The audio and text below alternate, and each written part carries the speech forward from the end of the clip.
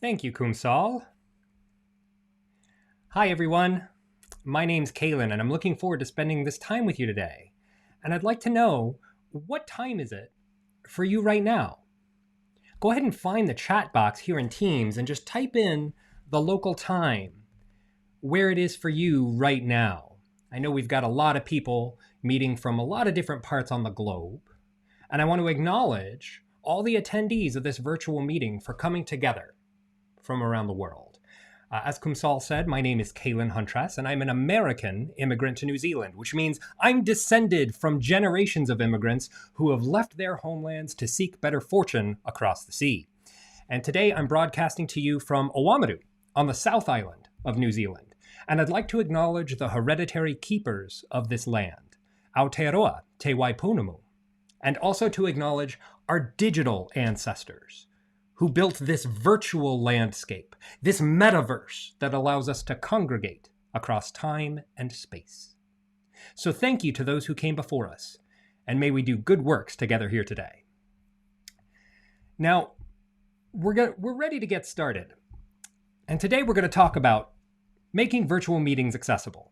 Are you ready? Okay. Buenos días. Estoy muy feliz pasar este tiempo contigo hoy. ¿Están todos listos? Oh, you didn't know that this was going to be in Spanish today. Oh, I'm sorry. If you don't know Spanish, then just try and keep up. How does that make you feel? To be told that the meeting we're doing, it's not really set up for you. It's kind of discomforting, right? This is the feeling that our disabled friends have when they arrive at a virtual meeting to find out that it's not accessible for them. That feeling is what we want to avoid. And so my goal today is to give you some practical techniques that you can use in your virtual meetings to make them more accessible for people with disabilities. I love what Matt May says. He's the head of accessibility at Adobe. And he says what we have are a few people who know a lot about accessibility. And what we need are a lot of people to know a little about it. And that's what I'm hoping to impart to you today, is a little bit of knowledge about accessibility. Because that's what I am. I know a little bit. I'll just be honest with you. I'm not an accessibility expert. The tools and the methodology that Matt May has studied to learn so much about accessibility, I don't have that skill set. What I have is expertise in a very narrow overlap between live events and websites. In this overlap, that's where virtual meetings live. Our virtual meetings are this combination of live events and digital infrastructure. And those are areas that I have a lot of expertise. As Kumsal said, I started my career as an acrobat in the circus, and this is a gif of me juggling fire. I've done Shakespeare in the Park dozens of times. I'm very comfortable and at home on a stage. But being a performer isn't a great way to raise a family. It's not a very lucrative profession. And so I fell into marketing. And that picture over on the right, that's me designing websites. And the interesting thing about these two fields is that they both have to do with attention. As a street performer, my goal is to earn and maintain the attention of an audience. But as a website designer, as a marketer, my goal is to earn and maintain the attention of a demographic. And so having these two overlaps, knowing a lot about live events and knowing a lot about websites, it put me in a really great position at the beginning of the pandemic. When the pandemic shut the world down, I found myself within spitting distance of the cutting edge to virtual events. And so I took all the trainings I could and quickly became one of the foremost experts in virtual events. I teach other public speakers certification courses on how to give better virtual meetings.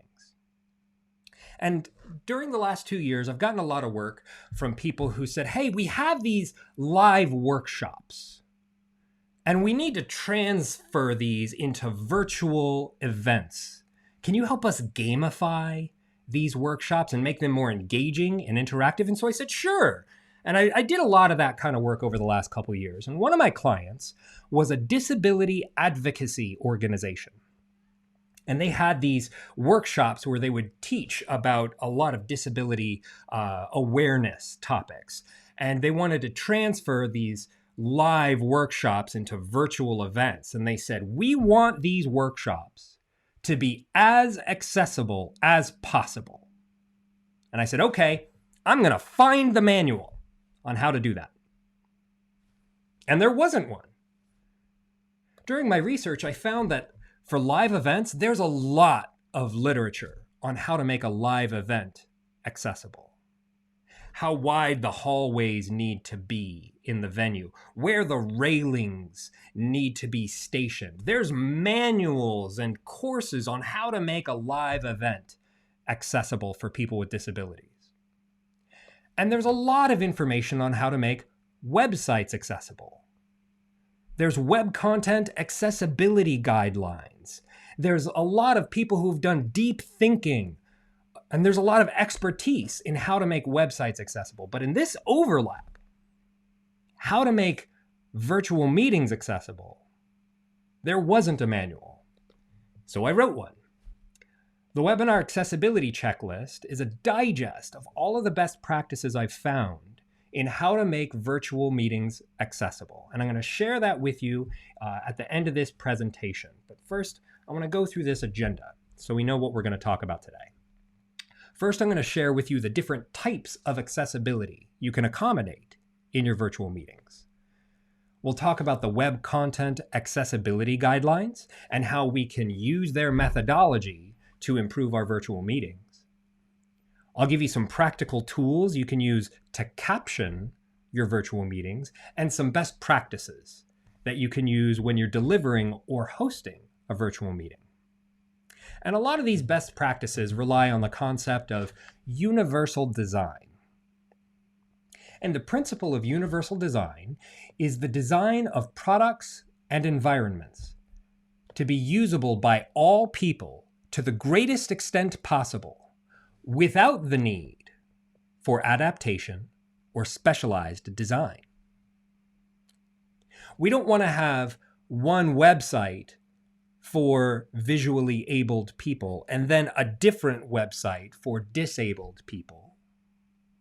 We don't want to have one live event for people with disabilities and another for those without. And we don't want to have virtual meetings catering to two different types of audiences. We want one universal design that's accepting and inclusive for all types of people. There's some principles of universal design that can be very helpful. And there's a list of these principles, and you notice they're kind of hard to read. If I just give you a slide with a whole bunch of bullets on it, you get kind of overwhelmed, right? There's so much text on here. If you can read the top line on here, let me make that bigger for you. Use 1 or 2 lines of text. Do you see the difference in communicating an idea between having a lot of ideas and having one idea? A general rule of thumb for presenting slides online is 1 idea, 1 slide. Slides are free. Make another one. If you're trying to communicate something, overwhelming your meeting with lots of stuff can dilute the effectiveness of the idea you want to communicate. So I'm not going to go through all of these today. I'll give you a way to get the slides at the end of the presentation so that you can read through these in more detail. But right now I want to talk about the different types of accessibility we can accommodate. There's visual accessibility, which we've already discussed a little bit. There's hearing disabilities that we can accommodate. There's speech disabilities. And then there's 2 more. You have any ideas on what the other 2 could be? Type in the chat box. What kind of disabilities can we accommodate in a virtual meeting? Any guesses? Yeah. There's physical disabilities. I know you might be thinking, well, physical disabilities, we're here virtual. But some people don't have fine motor control skills. And so I apologize to those of you who might not be able to use the chat box if you didn't feel included in this meeting. And I'm going to go ahead and apologize in advance for anything else I do during this meeting that's not inclusive. I'm not an expert. I'm learning. And I'd appreciate any feedback later. If there's something I do that doesn't make you feel included, feel free to let me know later, because I'm always looking to improve. The fifth type of disability we can accommodate for is learning disabilities. By giving a pause when I deliver an idea, it allows people who might not be able to keep up and think as fast to still engage with the content. And so these are the 5 types of disabilities we can accommodate. And a lot of the material that I developed in the webinar accessibility checklist came from WCAG, the Web Content Accessibility Guidelines. WCAG is a standard.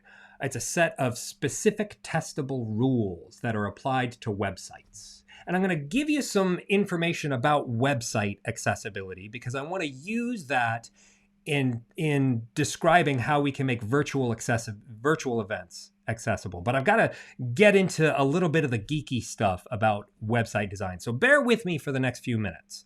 I'm not going into this geeky rabbit hole for no reason. We're going to be using some of this later in the presentation. This is my website at kaylinhuntress.com. It's my personal website. And since I've been developing websites for 15 years now, I've made a bunch. There's my digital marketing agency has a site, and it's gone through some iterations. This was the site before it looked like that, and before it looked like that. My sites, since they got older, I mean, like, that was bad memories. But, even back from those old websites, it taught me a lot about web design. And I came up against WCAG regularly through my web design career. And you notice this little orange book cover down here? I'm going to scroll up a little bit, and you can see this is the cover for my book, Marketing Yourself. And this image isn't just a picture, it's a piece of code. So this image, to display it on a website, I write a piece of code that looks like this. Now, I don't want you to get overwhelmed. There's only 3 parts of this code we're going to look at. There's the image declaration, which says, okay, in these brackets, we're going to talk about an image. It's going to be this wide and this high, and you can add in all sorts of other parameters, but these are the only ones we're going to focus on right now. There's the source of the image, which is where the file lives on the internet. And so when a website uses this computer programming language known as HTML, the HTML render in the browser says, okay, we need to display an image from this source, and this is the file where that image lives on the internet. And then there's this third piece down here, the alt tag. This alternative text that I have to manually type in for every image that I display, this is what tells a screen reader what this image is meant to communicate. A screen reader is how visually disabled people browse the internet and how they read your slides. This is Beverly Reddick, and she's using a screen reader to browse the internet. She's blind, she can't see, but using her headset, her adaptive device is describing to her what's on the website, what's on the slides, anything visual that she wants to see that is made to accommodate adaptive technology, she can interface with through a screen reader. Now, for those of you who are visually abled, you may not have ever seen a screen reader before. And so I'm going to let this gentleman demonstrate how a screen reader works. This is Mark Sutton from the University of California, San Francisco's IT Web Services Department. Here today with a brief tour of screen reading technology. I'm a blind person who has been using screen readers, braille writers, scanning equipment, other adaptive technologies since my childhood. What a screen reader does is, for example, I'm going to start to read this page. Navigation 1. Link, University of California, San Francisco. Link, about UCSF. Link, search UCSF. And what I will now do is slow down the speech rate. Rate 80%, 75%, 70%, 65%, 60%, 55%, 50%, 45%, 40%. Link, UCSF Medical Center. So as I was about to say, a screen reader converts what's on a computer screen into information that can be displayed through synthetic speech or braille output. And it does that by allowing you to use a computer instead of a mouse, a computer keyboard instead of a mouse. You can also use a braille display as an input device. End of navigation. And what it does is it cleverly determines what's on the screen and presents you that information in a way that would allow for efficient navigation of these pages. So for example, I could just keep reading. Banner 3 items. Visited, link, image, home. Line by line, and we could be here all day. Or I could jump to the first heading on the page. Heading level 2. Search for heading level 2. You are here. Heading level 1. Make videos accessible. So as I'm moving down through the page, I can look for the category that interests me. And I'm just using commands built into the screen reader. So that's all a pretty simple description of what a screen reader is all about. Now I'm going to go over and show a few examples of how that can fall apart. So I have a couple graphics on this page. Mark Sutton hands on a MacBook Pro image. So the first one is well described and uses an alt tag. You are currently on it. To describe what that graphic is all about. Now we go to the next graphic. Reader 042116.jpg. Much less useful.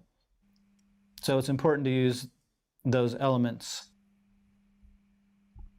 Did you notice the difference between these two photographs? One of them has an alt tag, and one of them does not. Using a screen reader, a blind person is able to interface with both of them. But the way that we describe the image in the alt text, it makes it either accessible or inaccessible for someone with disabilities. In addition to using screen readers on websites, they can also be used on slides. So if you're using slides in a virtual meeting, adding alt text, it lets people who are using screen readers know what the image is meant to communicate.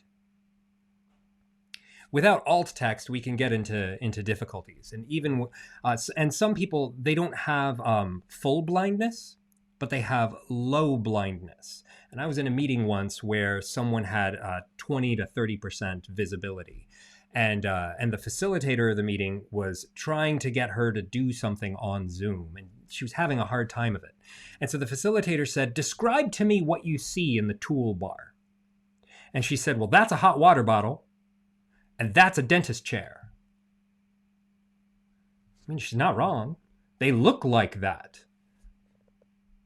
But using alt text, defining this as a camera and that as a microphone, it allows us to communicate more accurately and to make our meetings more inclusive.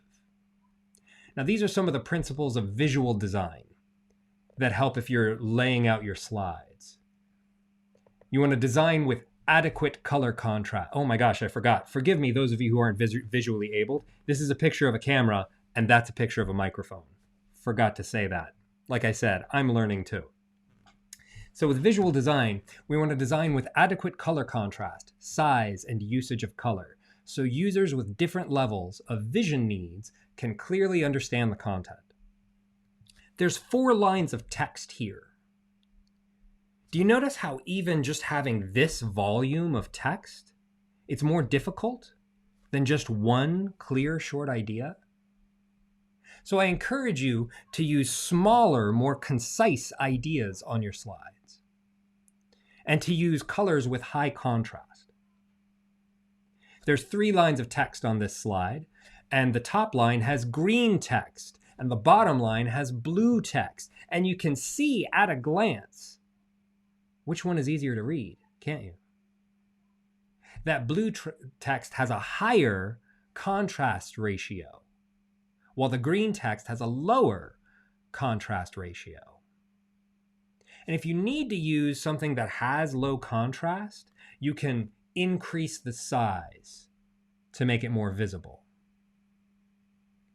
This slide has much larger text, and you can kind of read the green text a little better here, can't you? So these two variables, size and color, these are things that we can use in order to design good visual media. And this graphic is in the webinar accessibility checklist, and it goes through the color combinations that you need for different grades of WCAG accessibility. WCAG, the Web Content Accessibility Guidelines, it has 3 levels. We determine these 3 levels through specific testable rules to get either A, AA, or AAA. Grade A is essential. This means that someone with a screen reader or assistive technology can understand and fully operate the media. AA is required for public websites and in the EU government. And AAA is high-level support. This is for websites and media that are designed for adaptive technology. How would you grade your virtual meeting? Do you have grade A virtual meetings? Can everyone with any disability understand and fully operate what they need to in the meeting? The way to increase your grade, using WCAG as an example, is through specific testable rules to improve your accessibility. And they do it with these 4 principles: that something should be perceivable, operable, understandable, and robust. When something is perceivable, it means that you can perceive it, whether or not you have the ability to do it with a single sense. This is a photograph of a magnifying glass focusing on a paper cutout of a person. By verbally describing this, I've made it perceivable even to our friends who are not visually abled. So when something is perceivable, it means that the content is made available to the senses, to sight, hearing, and or touch. When something is operable, that means we can use it. And this is a photograph of hands on a keyboard. Most of us can use a keyboard to operate something, but not everybody can. Some people have to use adaptive technologies because they don't have fine motor control. And so being accommodating to people with fine motor control disabilities makes an experience operable, so that the interface, the forms, the controls, and the navigation are operable. That's the second of the 4 principles. The third is understandable. And I love this sign. This is a picture of a sign that says, "Please clean up after your pet," written in English. And there's 3 illustrations below it that demonstrate someone cleaning up after their pet. So even if you can't read or you can't read English, you can still understand the purpose of this sign. When something is understandable, it means that the information and the operation of the user interface must be understandable. And the 4th principle is robust. And this is a photograph of graffiti saying "robust" on this wall out in the wilderness. When something is robust, it means that the content must be robust enough that it can be interpreted by a wide variety of user agents, including assistive technologies. So these are the 4 principles in the Web Content Accessibility Guidelines. And what I find is that for virtual meetings, we only need the first 2. So I've crossed out the second 2 here on this slide. When you're leading a virtual meeting, the ones that you need to focus on are, is this perceivable and is this operable? And the reason for that is when something is to make a virtual meeting understandable and robust, this is the responsibility of the tool. We're having this meeting today in Microsoft Teams. And the Microsoft Teams program has a lot of features that make things understandable and robust. So the tool itself, Microsoft Teams, is accessible. But the meetings that we host here, they might not be perceivable or operable unless we work in alignment with the accessibility principles. To make something perceivable, according to the University of Washington, they give the example of videos, and they say that an accessible video includes captions, a transcript, and an audio description. So that if you can't see it or you can't hear it, you can still perceive it. Some of you can perceive this. For those of you who can't visually perceive it, I'm going to describe it again. This is a magnifying glass focused on a cutout of a person. So now we can all perceive it. I'll give you an example of operability going the wrong way. I was designing a website and I used a hamburger menu, these 3 horizontal lines with round edges. This is often used on mobile websites so that you don't have to list all of the navigation elements. You just put this hamburger menu is what we call this, so that you press on this. You've probably done this on a mobile website. You press on this button and then there's a drop down with all of the navigation options. Well, what I did in designing the mobile version of my website a few years ago is I put an alt text on this icon and I called it hamburger. So that somebody who wasn't visually abled, when they came to my website, they saw right at the top, there was a hamburger. And this is a picture of a facepalm. Now, I like the facepalm meme. I'm a big fan of memes, and I want to take a quick diversion into memes real quick, because this is a success kid meme, and the alt text I would put on this is success kid. But there's a joke in here. I ate spaghetti while wearing a white shirt, and I didn't get sauce on it. And this picture of the kid's like, yeah, I got it. But you notice how it's really legible. The text is blocky, and this big white text has a black border around it. So even though there's different colors behind it, even though there's a photo, the kid's head is behind some of the text, you can still read all of it. That's interesting. The way that memes do that. They make it so legible that even if you have low visibility, kind of squint your eyes and, look to the side of it, you can still read it, And what I find so interesting about these is that even if I provide alt text, it's difficult for me to actually convey the nuance here. Now because I'm such a big fan of memes, I'm gonna take this sidetrack and this turtle is nuts. It's made of nuts in the shape of a turtle. And so I'm still trying to find a way to make these jokes accessible to visually disabled people. And I know there's a way out there.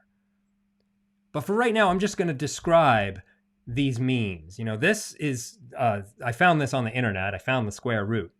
All these memes, I didn't make these up. I just found them on the internet. And this is a picture of a tree that grew in a box, and then that wooden box or fence or whatever it was taken away, and then the pun is, the square root. This is a root in squares, and this is an escalator. It's not out of order. It's not broke. It's temporarily stairs, which is true, right? Instead of putting an out of order sign on it, you can just say this escalator is temporarily stairs. It's a clever way to do it. When I like this kind of cleverness in response to problems. When I asked my doctor, how do I get healthier? He said, use a bicycle and cut the carbs. So I found a pizza cutter in the shape of a bicycle and I cut the carbs with it. And boy, it worked. Doctors, they have these different ways of looking at things. You can go to a doctor and say, doctor, my back hurts when I get up in the morning. And this doctor is saying, get up in the afternoon. And after you stare at the doctor, he says, here's your bill. And doctors can be wrong about things, like, doctor, the virus, we flattened the curve. It was just flattened on the wrong side. And this is a graph of the curve flattening upwards. It's not wrong. Like, this sign isn't wrong. Every cigarette you smoke takes 7 minutes off your student loan debt. That's what this sign says. And maybe that's an American joke. You know, I'm still learning the difference between the cultures.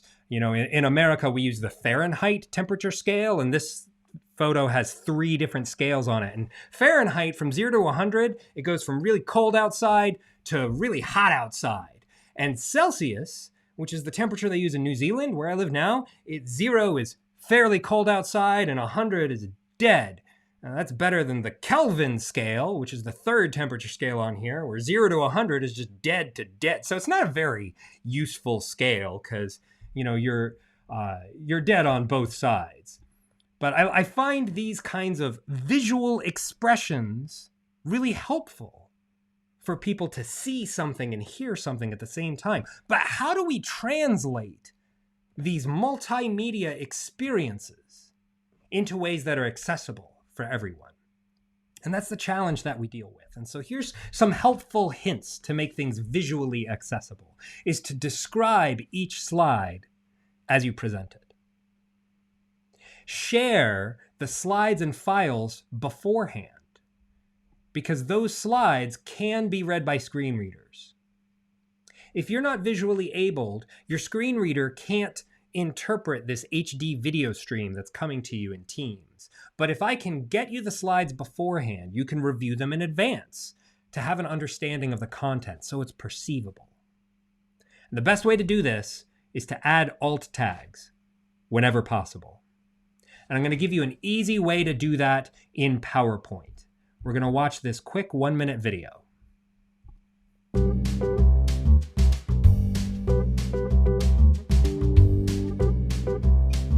Want to make things easier for people with disability? Use the accessibility checker. Select Review. Select Check Accessibility.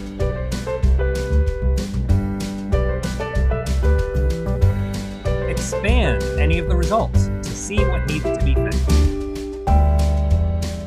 Open an Items drop-down menu to see how to fix it. Select Add a Description. Enter your text. What if the image is just decorative? When a description isn't needed, check the box. Done. That's it. So these go along with the inclusive design principles. There's a website over at inclusivedesignprinciples.org, and if there's one thing you take from this presentation today, I hope it's that you visit this website and you read these principles. The homepage of the website has these 7 principles, and these are toggles, so you can click on the plus sign or on the title and then read some practical tips on how to implement these principles. And I'll read these out to you. Provide a comparable experience to both abled and disabled people. Consider the situation. Be consistent, like that universal design principle we talked about earlier. Give control. Offer choice. Prioritize content. And add value. If you can do all of these things in your virtual meetings, you'll be a lot more inclusive. As the musician Stevie Wonder said, we need to make every single thing accessible to every person with a disability. When we don't, it's easy for people to opt out. According to a study by the Pew Research Center, they found that Americans with disabilities are 3 times as likely as those without a disability to say they never go online. 8% of all Americans surveyed said they never go online, but 23% of Americans with disabilities never go online. And I can't help but think that part of the reason is because the environment is not inclusive enough. It's too difficult. So the more that we can make our meetings inclusive, the more that we can invite others everyone to participate. So we've talked a lot about visual assistance, and now I want to talk about audio assistance. And here's 3 easy ways you can make your virtual meetings accessible to hearing disabilities: sign language, transcription, and captioning. Sign language is self-explanatory. You can hire a sign language interpreter to be one of the members of your virtual meetings, and they take up one of the squares in the grid. And this one up at the top, Alan Wendt, is an interpreter here in New Zealand, and he made sign language history when he was interpreting for the Prime Minister, Jacinda Ardern. Shortly after the pandemic started, at a press conference, Jacinda Ardern was asked, "What do we do about handshakes? Are we really not going to shake people's hands anymore?" And she said, "Well, do the East Coast wave." It's a cultural thing that people on the East Coast of New Zealand, it's the way they say hello to each other. And what did Alan Wendt do? He pointed to his face, did some onomatopoeia. If you don't know this word, onomatopoeia, it's when a word sounds like what it is, like sizzle, sounds like a sizzle. And he said, the East Coast wave.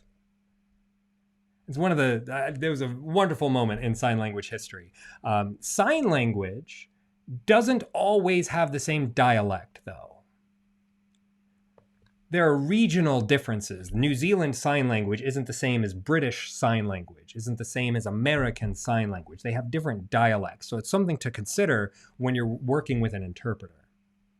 Transcription is a word-for-word translation of audio content in a text file, but it's only after the fact. Captioning is synchronized with visual content. We're going to get to captioning in a second, but first I want to give you a transcription example. You know, sometimes I talk with pauses, and this is a transcript from one of my master classes I gave a year or 2 ago. And the transcript inserts these pauses. But sometimes I talk really fast, and when I talk really fast, it creates a block of text.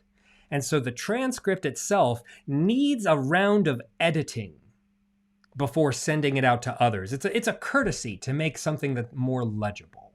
But transcription is after the fact. It's something you can do in the recordings of your virtual meetings. When you're live, if someone has hearing disabilities, captions are the best way that they can perceive the content. And there's 2 variables on captions. Captions are either offline or real time, and they're either open or closed. Offline captioning, it's like a transcription. It's created after the video has been created. But real-time captioning happens in a live feed. Open captions appear for everyone. Everyone sees the caption, no matter what. But closed captions are unique because they can be toggled on and off. You have closed captioning as an option here in Teams. If you want to go ahead and go to the More Options button in your toolbar, those 3 dots, you'll get this up menu where you can get this option to turn on live captions. And if you'd like to turn it on to see what kind of captions Teams provides, then you can do it there. If you're using Zoom, you have to go into your account settings in the website. You can't actually do it in the app. You have to turn it on in your settings to be able to use it. But the way that we get the captions in there there's a few different ways to do it. You can assign somebody to type it manually, or you can paste in an API token. And that API token is used for a captioning service. And I'm going to tell you about some captioning services in a second, but I want to show you this weird thing that sometimes happens. You know, these captions are covering his face, which is weird because Universal Design says to employ Universal Design, a production should be filmed so that critical visual content does not appear where captioning will cover it. In the next frame of this documentary, they let out a lower third so that we could see the name of Marco Antonio Santos Ramirez. And that's why the captions were at the top here, is so that it didn't cover critical visual content.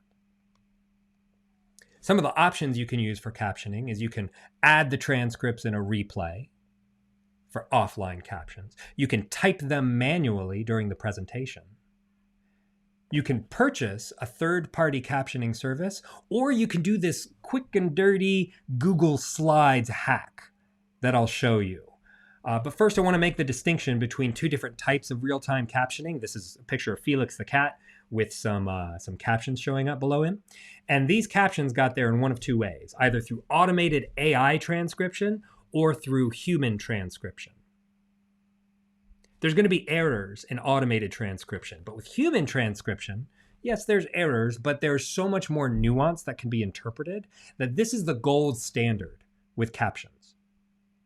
This is a photograph of a captioner using a stenography machine. These are the same machines that are used by court reporters, and a stenographer types with phonemes. The word phoneme has faux and neme as these two phonemes in the word, and that's actually what you type. You don't type the letters, you type the sounds. And so when you have a captioner attending your virtual meeting, they're actually typing the sounds of the person as they go. And these are some companies that provide real-time captioning service. These logos for 3Play Media and Verbit and Stream Text, these are places that you can research if you're looking for real-time captioning. You're going to pay between 6 and 60 cents a minute for the captioning service. And what they do is you have to schedule in advance and say, okay, I've got a meeting at 9 a.m. and I need a captioner there. And then they give you an API token to paste into a specific point. So they don't need to be invited to the meeting. Their service just hooks them into the audio so that they start captioning. Now, if you don't have a budget, there's this Google Drive hack that you can do where you put your slides into Google Drive and you share your screen from Google Drive. And they have this CC button and it starts narrating. You narrate the slides and then the captions come out. Now, they're 90% accurate. They're not great. I mean, they're called craptions in the industry because, you know, their accuracy isn't top notch, but real-time captions are best done by professionals. Now, I want to leave some time for Q&A, and so I'm going to go through this last part where we talk about presentation tips. And this is a picture of a calendar, things to do before the meeting starts. Share accessible versions of your presentation files before the meeting. So if someone has a screen reader, they can perceive the content. Share an agenda with an outline, names of presenters, and key acronyms commonly used by your group. I didn't provide you the WCAG acronym before this meeting because I described it and I explained it. But if there are acronyms that you assume people will know, verbalize it in a pre-meeting email. When you're presenting, there's ways that you can include everyone. This is a photograph of me presenting at a hybrid conference. We were playing rock, paper, scissors, and some people could stand and some people couldn't.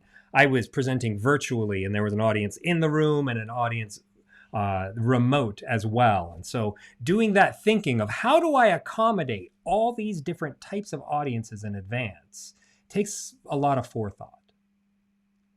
When you're presenting, describe each slide verbally that's presented visually. And this works well for people with visual impairments and for people connecting via phone. Somebody can see perfectly well, but if they're calling in, describing the slide is good for them too. And this is something that Marcus Osterberg says. He says, when speaking of disabilities, the blind and their needs are most often used as an example. It's deceivingly simplistic since accessibility is something most of the population can benefit from. When we make our meetings accessible, it's not just for our disabled friends. It's for everyone. Use pauses frequently. Pauses help people cogitate and interpret and understand. When people ask questions, repeat the questions to be sure you understand it. When you facilitate a breakout room, here's 3 good best practices. To verbally provide the instructions, type the instructions into chat before launching the breakout rooms. And then while they're in the breakout rooms, send them a broadcast message with instructions again. Those instructions create a scaffolding around the meeting. This is a picture of scaffolding. And I think of expectations like scaffolding. If you have scaffolding, you can build a skyscraper. But without clear expectations, you can't build very high. In The Art of Gathering, Priya Parker says, a social contract for a gathering answers this question. What am I willing to give, physically, psychologically, financially, emotionally, and otherwise, in return for what I expect to receive? Good expectations create this social contract. And we need to renew these every time we facilitate a discussion. Repeat what you think you understand and ask to clarify or repeat the portion that you did not understand. And finally, when you're creating a virtual meeting, as Elena Leary says, disabled people should be present at every stage of your planning process. Invite and include them as speakers and assume they will also be attending your virtual events.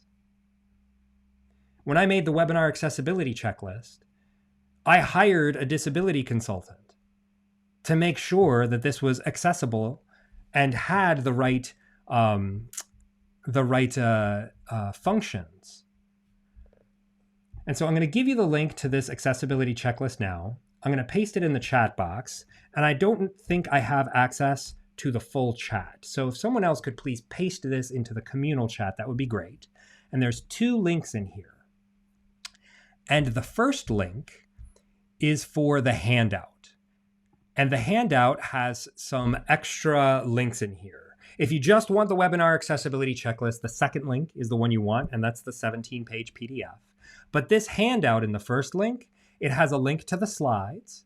So if you'd like the slides from today, you can get it in the handout. It also has the link to the webinar accessibility checklist. So if there's only one link you're going to get the handout. And then there's a link to the survey. And the survey lets me know how I did. So if you'd like to give me feedback, you can submit the survey anonymously if you'd like. You can subscribe to my newsletter by downloading a free chapter of my book, Marketing Yourself. And then there's some items here at the end about me and my services. And then the webinar accessibility checklist has a lot of material. I encourage that you read through it, and I hope that it helps you lead better virtual meetings in the future. Now, I know we only have a few minutes left. If you have to skedaddle, thanks so much for taking the time to spend with me today. But if you'd like to stay for some Q&A, I'd be happy to answer some questions for you.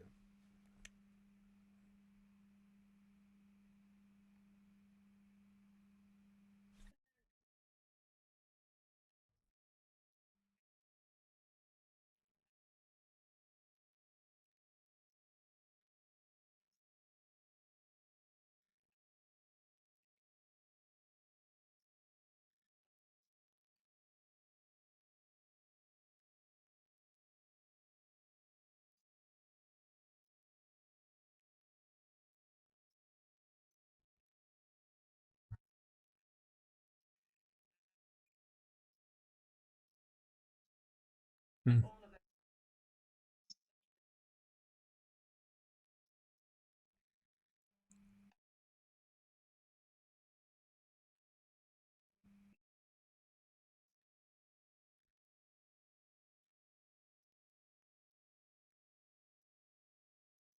Yes, I do. I've got a couple of great tips here that I'll share with you. Here, I'm going to come back over to my slides. And there's some really practical tips I have here on facilitating discussion. At the beginning of the meeting, ask all participants to introduce themselves. And when they talk, Kaylin speaking. And so I would talk for a little bit. And when I hand it back over to you, Lisa, you would start with Lisa speaking. So someone who can only hear would know who is speaking during each section.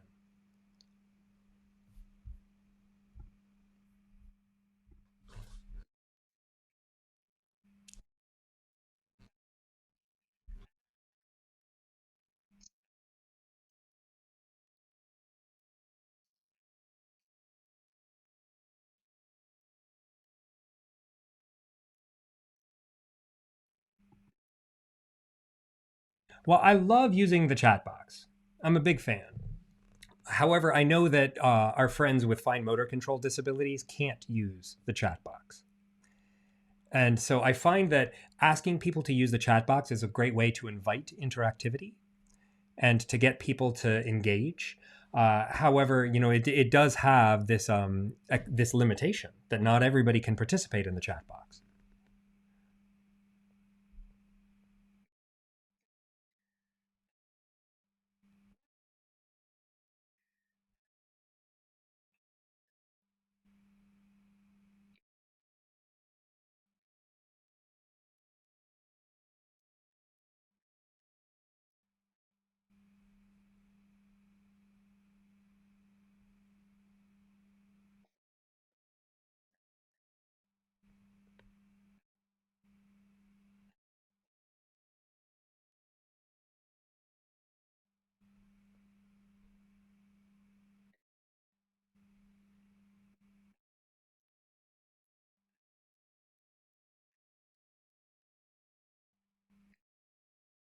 Yes, yes. I find that being humble is the best stance to take. If you say this meeting is inclusive and if you can't understand it, then that's your fault. Psh, that's that's a lot of arrogance and a way to earn enmity from people. But I like the way that a lot of people open books. They begin a book with a statement like, if there's any errors in this meeting, it's the fault, or in this book, it's my fault and I apologize in advance. And if you start with that in part of your opening statement, hi everyone, I'm going to try and be as inclusive as I can, but I'm learning. And if I make any mistakes, please forgive me and let me know how I can do better next time. Opening yourself to honest and fair criticism, I think that's the best thing we can do.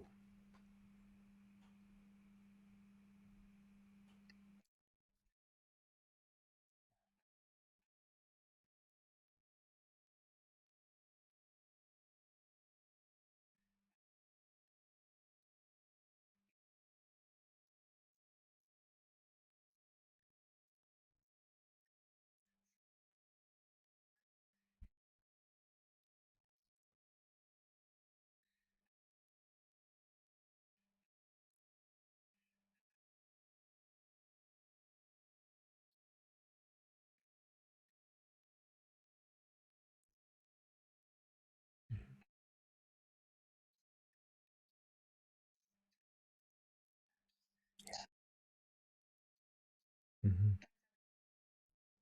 Have fun out there.